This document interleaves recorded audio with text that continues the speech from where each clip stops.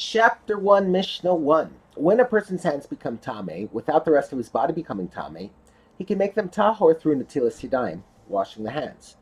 The first Mishnah discusses the amount of water that is required for natilas yadayim. A release of water is enough for natilas yadayim for one person and even for two people. A half log is enough for 3 or 4 people. Water from a full log is enough for 5, for 10, and even for 100 people. The Mishnah records an opposing view.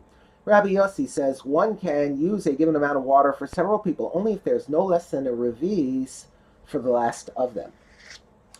When performing the natilas yadayim, it is enough to pour water over the hands once to purify them. However, although the hands themselves become tahor after being washed once, the water on the hands become tame and can make teruma tame until it is wiped off. The rabbis instituted that instead of wiping off the tame water, one can wash each hand an additional time. The first natilah is known as mei rishonim, first waters, and it serves to purify the hands. The second natilah is known as maim shenim, second waters, and its purpose is to purify the tame water that remains on his hands from the first waters. The Mishnah discusses whether one can pour these waters over his hands in 2 stages. If a person did not initially pour enough second waters to cover the entire surface of his hand, he may add to the second waters by pouring additional second waters to purify the part of his hand that was not yet washed with second waters.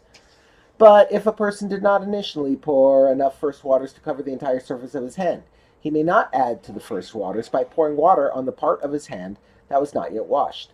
He must rather dry his hands and start again.